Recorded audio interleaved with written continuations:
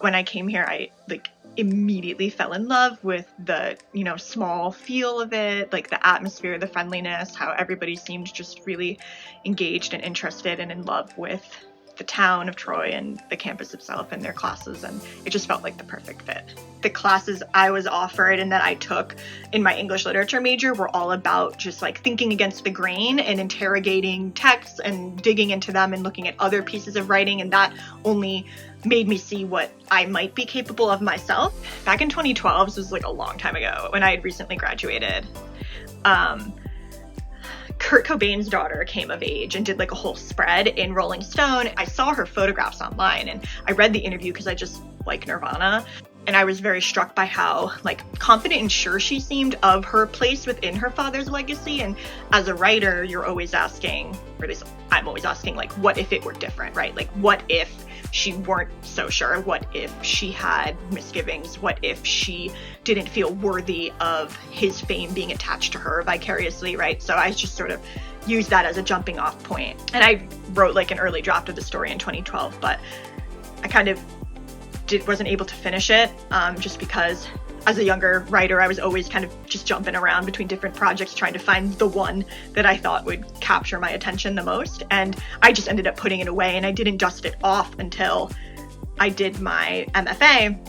I took it a young adult literature class and we had to do a workshop, and I found this book on my hard drive and it kind of just went from there. I remembered as I was going through it for workshop how much I actually did love this story and wanted to see it through. The book is about this young woman, Koda Rose. She's 17 years old. She's about to turn 18 in 3 months. And she's the only daughter of this famous rock star named Mac, who died when she was a baby, and he never met her. She has no living memory of her father other than sort of the internet detritus that she's encountered.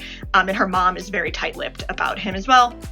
So they move from LA to New York right when the book opens, and New York is her father's old stomping ground. So she finally decides, well, I've always been curious about my father, but what better way to learn about him than in his own environment where he came of age, just as I'm about to. And she's hoping that some of his magic will rub off on her and turn her into magically this more confident, secure, self-possessed young person. I carve out time to write every day. I treat it like my job. There's this myth about writers that we're very sort of waiting for inspiration to strike, and we can't perform our craft unless we're in the perfect situation and everything lines up exactly. But I always say that if I waited to write until I was inspired, I would write 2 times a year. So I think for fiction writing, especially, part of the daily process is just sitting down and grinding it out. And sometimes you're flying and you think everything you're doing is beautiful and earth-shattering, and then about 50% of the time you're just sort of really struggling. Keep writing. It's really easy to give up because you feel like the odds are so insurmountable, or you're too busy, or you're too distracted. But if you have an idea and you're really invested in it, then you deserve the chance to see it come to completion. So just stick with it. Even if you're writing 20 minutes a day, even that little progress, you're still making progress.